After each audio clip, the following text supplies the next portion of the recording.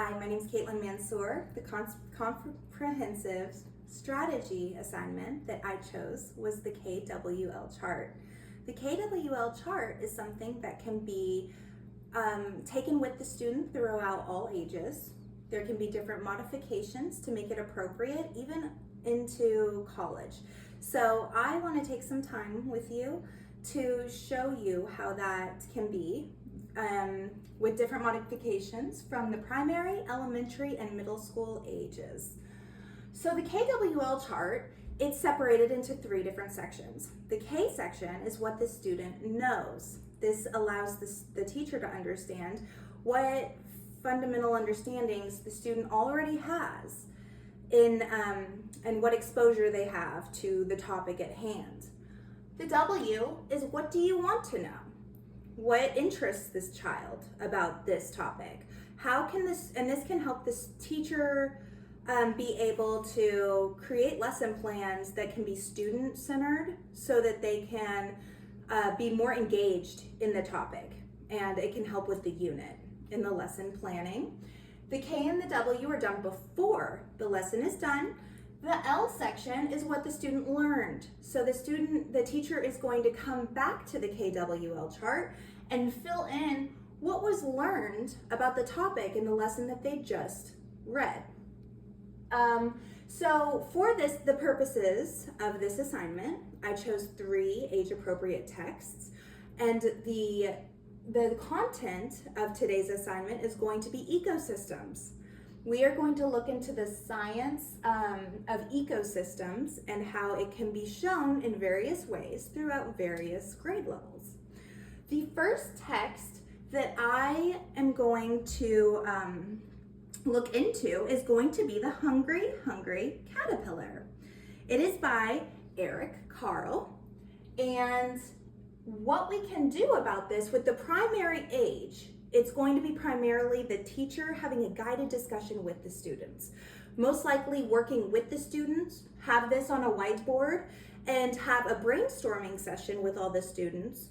They will look at the book, the title, and the students would be able to tell the teacher, what do you know by what you've seen?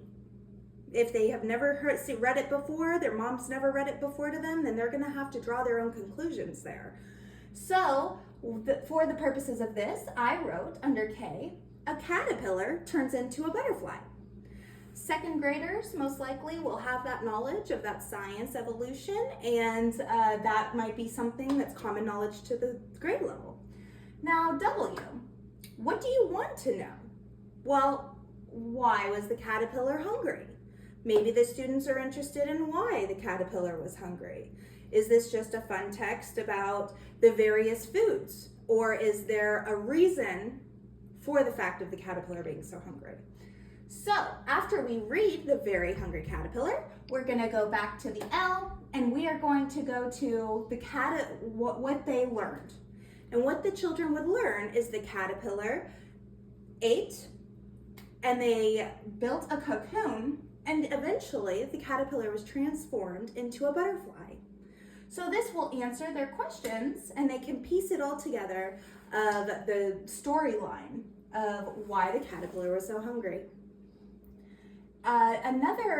The elementary's text that I wanted to touch base with was The Natural Wonders. This is a digital textbook, something that the students can listen to. And one of the K for the elementary wonders, again, this is going to have more complex thoughts and informational text, and they're going to also be able to have better critical thinking. So for the K, for the wonders of nature, is going to be the ecosystems are where animals live. Maybe get backstory on what the students already know about ecosystems. The W is going to be how many ecosystems are in the world. What is something that interests them? What do they want to know more about ecosystems? These 2 things can be done if the teacher wanted to. She could pair them off and do a think, pair, share, or she can also do a guided discussion with everybody together, or just there can be a collaboration of all of the students together. And she can integrate that within her lesson plan, make sure the kids are more engaged in that sense. So after we read that, what did we learn? Or what did we learn? The circle of life, the predator is removed from an ecosystem, and it can have serious repercussions, not just on that predator, but it affects many other species. So we are going to move along to middle school. Middle school, the text that I decided is How Ecosystems Work. So before we start reading, the K is going to be plants produce oxygen through photosynthesis. This should be a common knowledge of a middle schooler. The W, what are examples of food chains? Well, we can look into that, see if that is answered in the text. And then after we read it, what did they learn? They learned that the food chain moved energy from plants to animals. Largely, this will be an independent practice. There is also, with the KWL chart, where a teacher can upload it into Google Docs, and it can be virtually, students are able to fill it in real time as any students that are in this classroom. So technology is a way where we can keep all virtual and in-class students together. So going through literal, inferential, and evaluative questions regarding ecosystems, I went with the Very Hungry Caterpillar. An example of a literal question: what did the caterpillar eat on the first day?